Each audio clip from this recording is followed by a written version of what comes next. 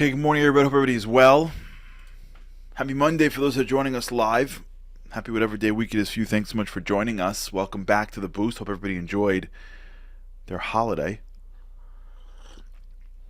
If you didn't celebrate Passover, hope you enjoyed the week. Sorry we were off. And if you did, hope it was a wonderful holidays. But it's great to be back with you right now. And I want to jump in really in the area that I've been very much moved by.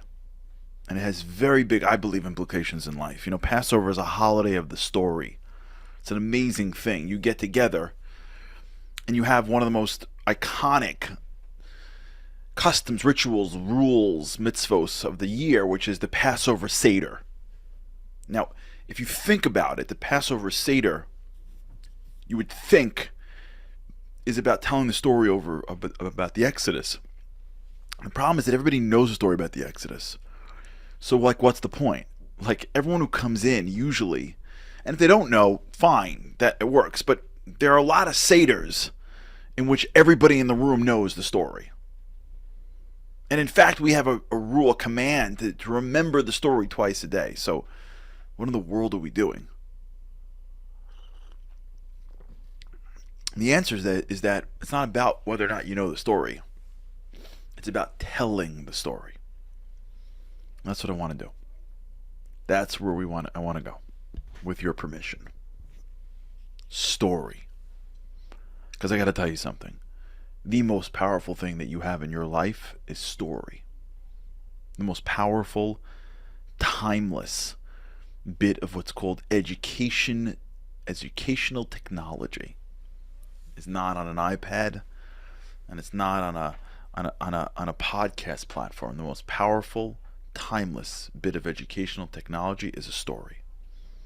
And if you know how to use a story right, it can change yourself and it can change the world around you. It wasn't until I was preparing for the Seders that I realized that, wait a second, this whole holiday is about stories. And then I started to pull back, wait a second, this whole religion is about stories. Look at the Bible. I mean, listen, the Bible is got a ton of laws. If you look at the Talmud, the oral law, it's filled with legal analysis. And yet for some reason, God spends most of the written Torah. If you look at the prophets, the writings, the Bible, look at the whole thing, most of it, the vast majority of it is a story. Why? Because God is employing the technology that He knows works. And that story is why we're still telling the stories thousands of years later. So what's a story? So let's begin. Let's understand it together with God's help. Let's see how it works in our lives. Let's see how we can use it to grow, to get better, to become more. So stories have two components to them: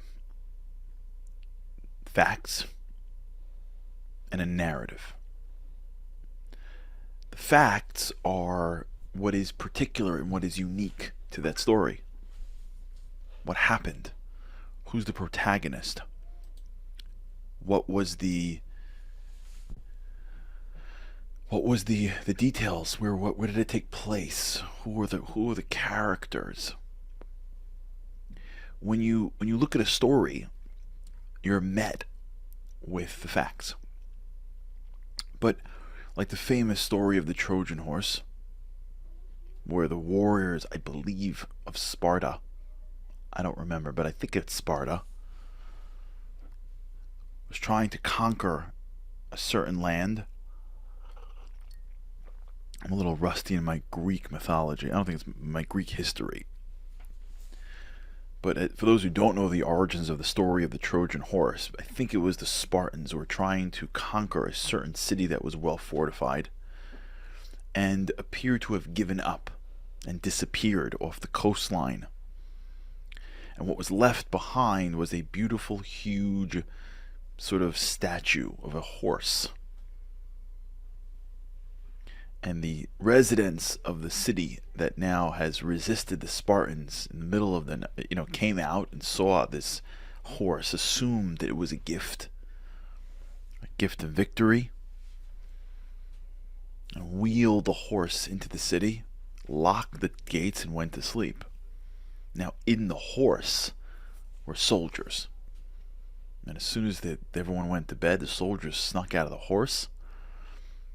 The rest of the army was hiding hiding by the beach, and they unlocked the gates. And by the time morning hit, the city was ransacked.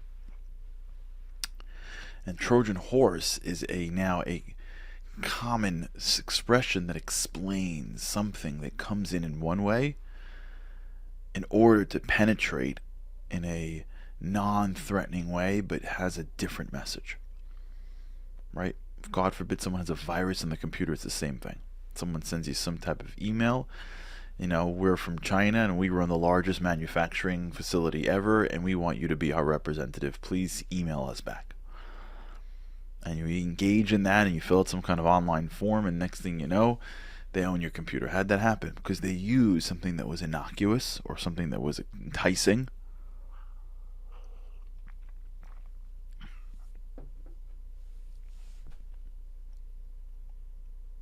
and they hid within it something much different, something nefarious. You will let it in because it was innocuous, it was enticing, opportunity to make money. And once you open the doors, in came the Trojan horse, but underneath it was the soldiers that spread on the computer. What's a story? Well, a story is just that. It is information. It's facts. Here, there, this happened, that happened. When I was a kid growing up, there were 3 movies that I watched almost consistently. As a kid, I loved these movies. You may have seen them. One of them is about a kid from New Jersey who moves to California, gets beaten up in school, and all the cool kids in his high school do karate, but his mom doesn't want to teach him karate. But he's got a super in the building named Mr. Miyagi. You've heard of this movie before? Who teaches him how to fight, but in an unconventional way. And he's waxing his car, and he's painting the fence.